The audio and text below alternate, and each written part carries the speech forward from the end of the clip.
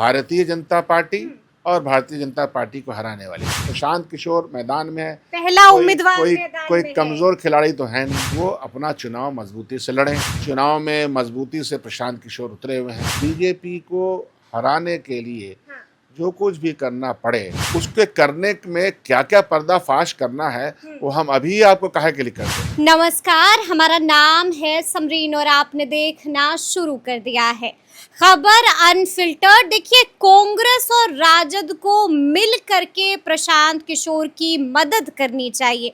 अगर बीजेपी को शिकस्त देना है, अगर बीजेपी को हराना है तो साझा उम्मीदवार देना होगा। ये बातें हम नहीं कह रहे हैं, बल्कि आपको हम बता दें कि ये बातें कही हैं कांग्रेस के नेता ऋषि मिश्रा ने, और जैसे ही उन्होंने ये बड़ा बयान दिया है, बिहार की सियासत में गर्माहट आ गई है, हंगामा खड़ा हो गया है।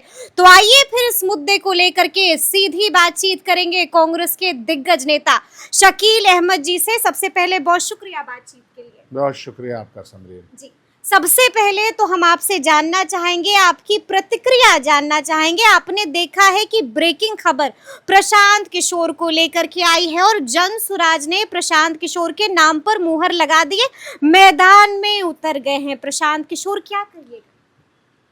आज का जो बैकग्राउंड है इस चुनाव का वो बहुत ही इंटरेस्टिंग है। इंटरेस्टिंग इस माने में है कि बांकेपुर सीट जिस व्यक्ति ने खाली किया है वो भारतीय जनता पार्टी के राष्ट्रीय अध्यक्ष हैं। बिहार में भाजपा लेड सरकार है, नीतीश लेड सरकार नहीं है। और इस सरकार में हाल के दिनों में कई महीने से हम लोग पूरे बिहार में तबाही का आलम देख रहे हैं। उसमें लूट है, हत्या है, इनकाउंटर है, मॉब लिंचिंग है और ऐसी कई घटनाएं हैं जो घटना किसी भी राज्य के लिए, किसी भी समाज के लिए सभ्य नहीं है। एक असभ्य तरीके से चीज़ें हो रही हैं। दूसरी बात यह है कि बिहार की सरकार का जो जलवा है वो चरमराया हुआ है, इकबाल ख़त्म हो चुका है। जो योजनाएं हैं वो ठप हो चुकी हैं। जिस तरह के फंड का एलोकेशन होना चाहिए वो है नहीं। तो बिहार डबल इंजन की सरकार, बीजेपी लेड सरकार होने के बावजूद हालत बुरी है और बुरे दौर से गुजर रहा है।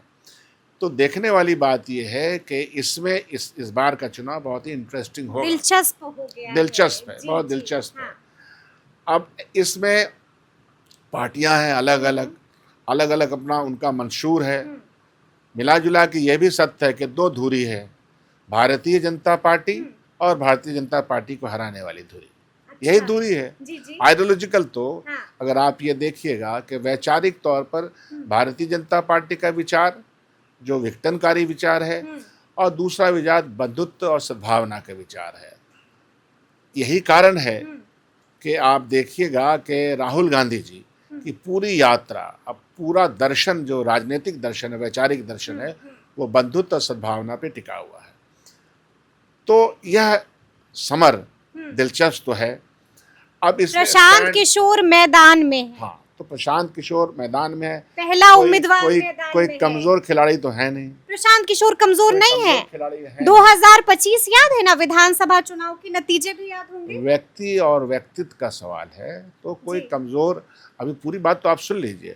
और उनको और उनकी पार्टी को यह पूरा हक है कि वो अपना चुनाव मजबूती से लड़ रहे हैं। न्यूज़ में भी देख रहे हैं, काम भी कर रहे हैं। अब रहा सवाल कि राजद और कांग्रेस पार्टी दोनों या फिर लेफ्ट अलायंस, जो हमारा अलायंस है, ये सब अलायंस मिल करके अपना कोई कैंडिडेट देते हैं कि नहीं देती, उसका फैसला अभी तक हो नहीं पाया है। और जब कोई फैसला नहीं हो पाया है तो कोई व्यक्तिगत राय बनती नहीं है। फैक्ट यही है। और इसी तरह से एक डिसिप्लिन सोल्जर के नाते मैं यही कहूँगा कि अभी कोई मुस्तनद राय नहीं बनी है। चर्चा में ये ज़रूर है कि ये चुनाव दिलचस्प है। चुनाव में मजबूती से प्रशांत किशोर उतरे हुए हैं। कोई नया नाम दम रखते हैं जीतने का।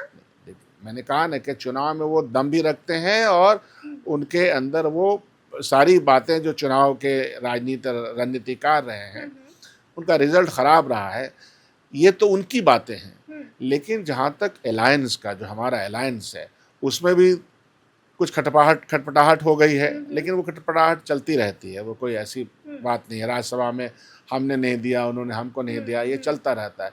लेकिन अल्टीमेटली नॉमिनेशन के पहले कौन कौन लोग नॉमिनेशन करते हैं, किस पार्टी के लोग नॉमिनेशन करते हैं, अलायंस का एक कैंडिडेट होता है तो वो कौन होता है, तो ये सब कबल अज़ वक्त बातें हैं जिसके बारे में ज़िक्र करना मुश्किल है। लेकिन यह दिलचस्प है, मैं यह भी देख रहा हूँ कि पटना में और चारों तरफ के मुद्दा क्या है। मुद्दा भारतीय जनता पार्टी और भारतीय जनता पार्टी के विचार को हराने का और उसके मिस रूल और मिस तो यही बात तो ऋषि मिश्रा भी कह रहे हैं, साफ साफ कह रहे हैं कि बीजेपी को हराना है तो मदद करनी चाहिए प्रशांत किशोर। मैं ये कह रहा हूँ ना कि आप सहमत हैं उनसे? भारतीय जनता पार्टी में किसी व्यक्तिगत राय पर अपना कांग्रेस के नेता हैं। मैं किसी के व्यक्तिगत राय पर उनको आज़ादी है, व्यक्तिगत राय पर अपनी टिप्पणी नहीं देता। जब तक के पार्टी का कोई फैसला मजमूई तौर पर नहीं हो जाता तो मैं नहीं बोलता। मैं एक सिचुएशनल बात कह रहा हूँ कि क्या स्थिति है। मैं यह भी देख रहा हूँ, आप जानते हैं कि समाज कई ध्रुवों में बटा हुआ है, समाज में कई कम्युनिटीज़ हैं, हर कम्युनिटीज़ अपने तरीके के देखता है। बांकीपुर में बड़े पैमाने पे और ये जो घटनाएं घटी हैं ख़ास तौर पर उनके असरात बांकीपुर चुनाव में असर दिखेगा, बिल्कुल दिखेगा भाई। भरत भूषण तिवारी इनकाउंटर हावी रहेगा, नीट छात्रा के साथ जो हुआ वो हावी रहेगा, नीट का पेपर लीक का, ये जो सिवान में एक मुसलमान लड़के को मार दिया गया, उसके बाद यहाँ राजगीर में 2 दलित बच्चों को मार दिया गया, उसके बाद आप देखिए कि अति पिछड़ा वर्ग के एक नौजवान को मार दिया गया। ऐसी सिचुएशन में फिर अभी दरभंगा में मार दिया गया। तो यह जो लिंचिंग है, डेथ है, मर्डर है, इनकाउंटर है, ये सब तो मुद्दे रहेंगे। और प्लस बिहार की प्रगति का मुद्दा है। इन मुद्दे को जो कायदे से उठा पाएगा, प्रशांत किशोर लगातार उठा रहे हैं। प्रशांत किशोर जी ने ख़ास तौर पे हमने ये देखा है, ऐसा नहीं कि उन मुद्दों को हम लोग नहीं उठाते, पूरे देश में इन तमाम मुद्दों के ऊपर राहुल गांधी जी के एक समझ वो यहाँ आ भी रहे हैं। नीट और लीक के मामले में राहुल गांधी की यात्रा भी यहाँ प्रस्तावित है, पहले भी प्रस्तावित किया। तो मुद्दा यह है कि भारतीय जनता पार्टी का जो वाटेवर दर्शन शास्त्र उनका है, जो विचार है, वो विचार बंधुत्व का नहीं और प्रोग्रेस का नहीं, तरक्की का नहीं है। तो उसके खिलाफ लोग सोचेंगे कि हम किस तरह से अपने वोट का इस्तेमाल करें। अभी उनकी सोच का प्रतिलक्षण हुआ नहीं। वो तो आप लोग जाके कीजिएगा, गांव-गांव, मोहल्ले आप लोग जाइएगा, व्यक्तियों का इंटरव्यू लीजिएगा और तब मिजाज आप पढ़िएगा। हम लोग भी मिजाज पढ़ेंगे। ऐसा नहीं है कि इस चुनाव को हम लोग बहुत ही नज़दीक से देख रहे हैं, पूरे इन्वॉल्वमेंट के साथ देख रहे हैं, तो हम लोग भी मिजाज। लेकिन आपको ऐसा लगता है कि साझा उम्मीदवार देना चाहिए अगर बीजेपी को हराना है तो? मैंने कहा कि मैं कबल अज़ वक्त इस पर कोई टिप्पणी नहीं करूंगा। मैं यह लेकिन आपने थोड़ी देर पहले कहा कि 2 ही धुरी हैं, एक वो जो बीजेपी के साथ हैं और एक वो जो बीजेपी के खिलाफ है, यानी कि साझा उम्मीदवार देना चाहिए। बीजेपी को हराने के लिए जो कुछ भी करना पड़े, और इसलिए कि बीजेपी का जो इतिहास है वो उस इतिहास से लोग ऊब गए हैं। हराने के लिए जो कुछ भी करना पड़े वो करेंगे, जाहिर सी बात है कि करेंगे। तो लेकिन उसके करने में क्या क्या पर्दाफाश करना है वो हम अभी आपको काहे के लिए कर दे। तो भाजपा को मौका नहीं मिल जाएगा, वो अपने स्ट्रेटजी और प्लानिंग में हिस्सा करेंगे।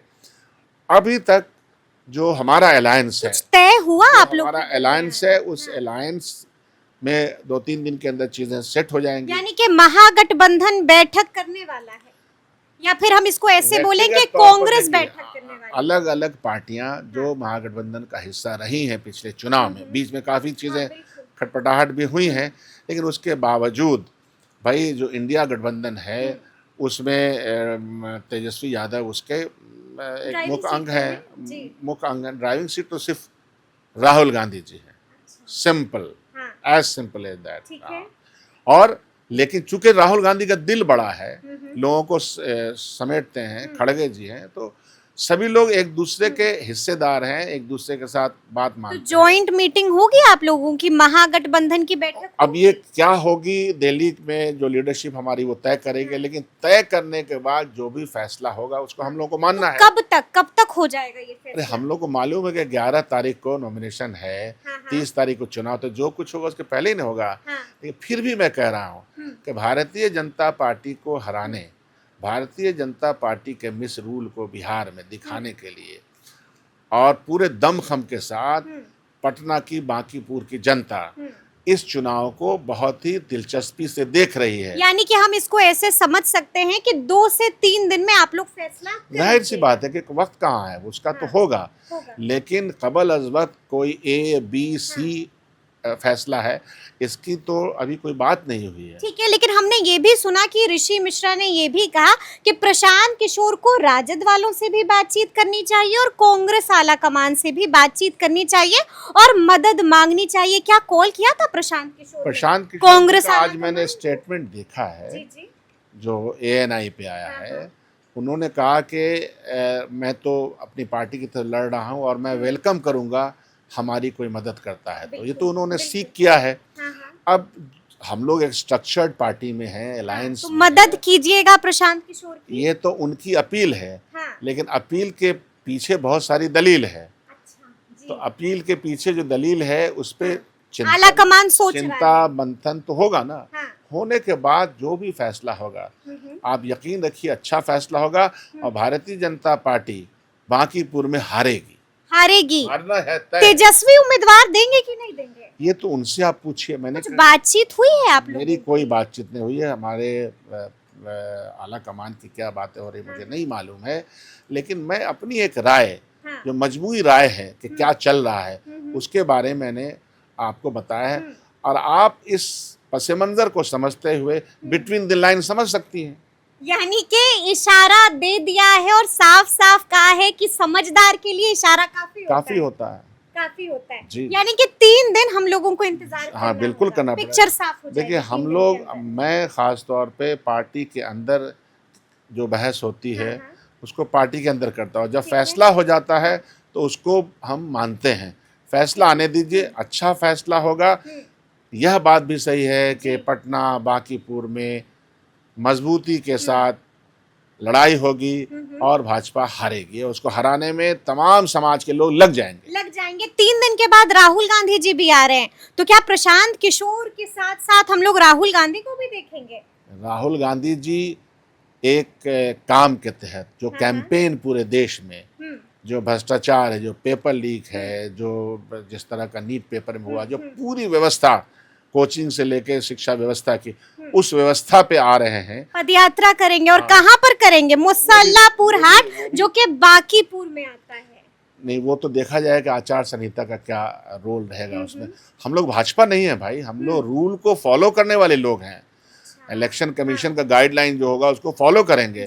लेकिन ये बात तय है कि उनके आने की गर्माहट है और जाहिर सी बात जब वो आएंगे तो और भी रास्ते भाजपा को हराने के हमवार हो जाएंगे।